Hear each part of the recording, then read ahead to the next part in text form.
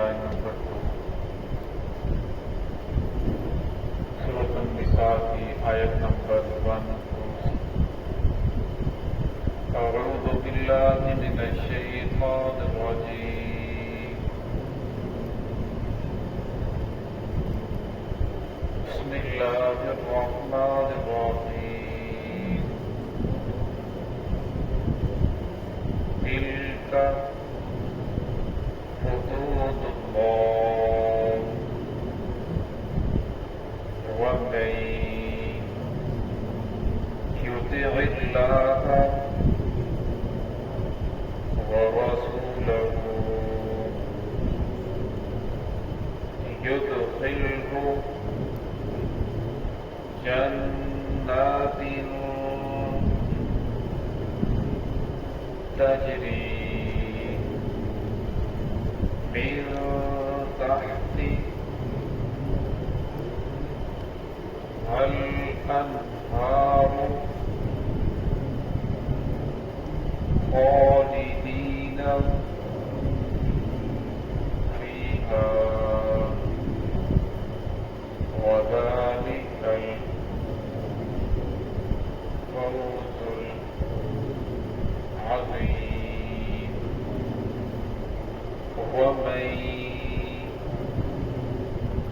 يعص الله ورسوله ويتعدى حدوده يدخله نارا خالدا فيها وله عذاب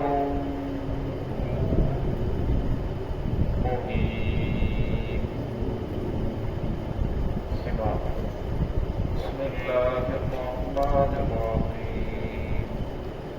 تلك حدود الله ومن يطع الله ورسوله يدخله جنات تجري من تحتها الأنهار خالدين فيها وذلك الفوز العظيم. ومن يعص الله ورسوله ويتعدى حدوده يدخله نارا خالدا فيها وله عذاب مهين. تلك حدود الله، یہ اللہ رب العزت کی حدود ہے. ومن یطع اللہ ورسولہ، وہ شخص جو اطاعت کرے اللہ رب العزت کی ورسولہ اور اس کے رسول کی، یدخلہ جنات تجری من تحتها الانہار، اللہ رب العزت داخل کریں گے ایسے باغات میں جس کے نیچے نہریں جاری ہوں گی. خالدین فیہا، ہمیشہ ہمیشہ اس میں رہے گا. ذالک الفوز العظیم، یہ بہت بڑی کامیابی ہے. ومن یعص اللہ ورسولہ، وہ شخص جس نے نافرمانی کی اللہ کی اور اس کے رسول کی، ویتعدی حدودہ، اور حدود سے بھی تجاوز کر گیا، یدخلہ نارا، اسے داخل کیا جائے گا ایسی آگ میں، خالدا فیہا، جس میں اسے ہمیشہ ہمیشہ رہنا ہوگا. وَلَهُ عَذَابٌ مُّهِينٌ، اور اس کے لیے رسوا کرنے والا عذاب ہے. گزشتہ آیات کے اندر اللہ رب العزت نے میراث کے احکامات کو بیان فرمایا، اور بیان کرنے کے بعد رکوع کے آخر میں اللہ رب العزت نے فرمایا تلک حدود اللہ، یہ جتنی چیزیں بیان ہوئی ہیں یہ اللہ رب العزت کی حدود ہیں، اللہ رب العزت کی مقرر کردہ احکامات ہیں، اور میں ان کے مطابق اگر زندگی گزارو گے تو کامیابی ہے. لیکن ہوتا کیا ہے، انسان بڑا عجیب ہے، دنیا سے جا رہا ہوتا ہے، اسے پتہ ہوتا ہے کہ اب میں دنیا سے جا رہا ہوں، یہ جائیداد یہ مال و دولت میرے ہاتھ سے چلی جا رہی ہے. اب اسے تو حقیقت پسند ہونا چاہیے کہ جو اللہ رب العزت نے احکامات جو اللہ رب العزت نے مقرر کیے ہیں اسی مطابق فیصلہ ہو.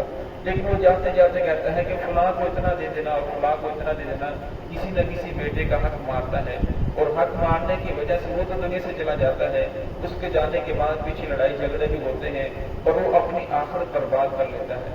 فرمایا لیکن جو انسان اپنی آخرت کو برباد نہ کرے، دنیا سے جاتے ہوئے یہی سمجھے کہ اللہ نے جو حصے مقرر کر دیے ہیں وہی حق ہے، جو میری خدمت کرنے والا ہے اس سے وہی حصہ ملے گا، جو نہ خدمت کرنے والا ہے اس سے بھی وہی حصہ ملے گا، کیونکہ جو احکامات اللہ نے مقرر کر دیے ہیں اسی کے اندر بہتری ہے۔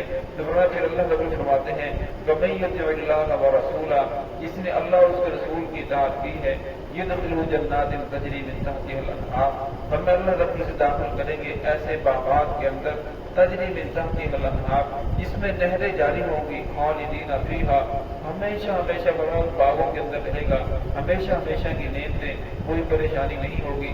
ذالک الفوز العظیم، فرمایا حقیقی کامیابی یہی ہے، بڑی کامیابی یہی ہے کہ انسان دنیا کے اندر رہ کر اپنے آپ کو نافرمانی سے بچائے اور اللہ رب العزت کے احکام کے مطابق زندگی گزار کر چلا جائے، اور پھر اصل کامیابی یہی ہے، اصل انتخاب کامیاب یہ ہے وَمَن يَعْصِ اللَّهَ وَرَسُولَهُ، اصل میں وہ شخص جس نے نافرمانی کی اللہ رب العزت کی اور اس کے رسول کی، وَيَتَعَدَّى حُدُودَهُ، اور اس نے حدود کو بھی کراس کر دیا، حدود سے تجاوز کر گیا، يُدْخِلُهُ نَارًا خَالِدًا فِيهَا، پھر وہ ہمیشہ ہمیشہ جہنم کے اندر رہے گا۔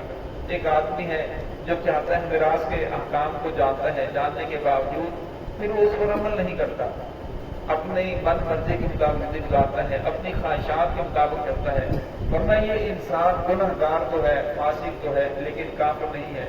ایک انسان ہے جو اللہ کی حدود کا انکار ہی کر دیتا ہے کہ ہمارے باپ دادا ایسے کرتے تھے، یہ کوئی نیا دین آ گیا، یہ کوئی نئی باتیں ہیں۔ اگر کوئی انسان اس طرح کی باتیں کرتا ہے، یہ دین کا مذاق اڑاتا ہے یا احکامات کا انکار کر بیٹھتا ہے، ورنہ وہ انسان کافر ہو جاتا ہے، جس کے بارے میں اللہ نارن خالدن، وہ ہمیشہ ہمیشہ آگ کے اندر ہی رہے گا، ہمیشہ ہمیشہ جہنم کے اندر ہی رہے گا، مطلب وہ عذاب مقیم، ورنہ ان کے لیے رسوا کرنے والا عذاب ہے۔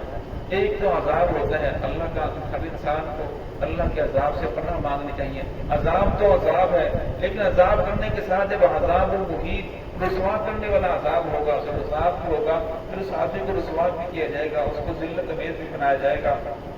تو فرمایا انسان کو اس سے بچنا چاہیے۔ اس پورے رکوع کا خلاصہ یہ ہے کہ اللہ رب العزت نے جو احکامات مقرر کر دیے ہیں، دنیاوی جتنے بھی معاملات ہیں، فرمایا اس کو حل کرنے سے پہلے اللہ رب العزت کو سامنے رکھنا چاہیے، عظمت الہی کو سامنے رکھے، چاہے وہ حقوق اللہ ہو، چاہے وہ حقوق العباد ہو، چاہے وہ جائیداد کا مسئلہ ہو، چاہے وہ یتیموں کا مسئلہ آ جائے، بس بے قصوں کا مسئلہ آ جائے، فرمایا جس طرح کا بھی معاملہ آ جائے، جب انسان عظمت الہی کو سامنے رکھتا ہے پھر انسان گناہ سے بچ جاتا ہے، نافرمانی سے بچ سکتا ہے، کسی کا حق ماننے سے بچ سکتا ہے۔ فرمایا اس تھوڑی سی زندگی کے لیے انسان کو اپنے ہمیشہ ہمیشہ کی عادت برباد نہیں کرنی چاہیے۔ انسان کو سوچنا چاہیے تھوڑی سی زندگی ہے، جس طرح میرے باپ دادا دنیا سے چلے گئے، یہ انہیں کی جائیداد چھوڑی ہوئی میرے حصے کے اندر آئی ہے، جس طرح میں نے بھی دنیا سے چلے جانا ہے، ایسا نہ ہو اس تھوڑی سی زندگی کے لیے میری ہمیشہ ہمیشہ کی آخر برباد ہو جائے، پھر ہمیشہ ہمیشہ جہنم کے اندر رہنا پڑے، ہمیشہ ہمیشہ کی رسوائی میرے کھاتے کے اندر آ جائے۔ اس لیے اللہ رب العزت نے بار بار اس رکوع کے اندر احکامات بیان کرنے کے بعد پھر فرمایا دل کا حدود اللہ، جان لو یہ اللہ کی حدود ہے، یہ اللہ کے احکام ہے، یہ کسی انسان کی بات نہیں، یہ کسی مولوی کا کلام نہیں، یہ اللہ کا کلام ہے۔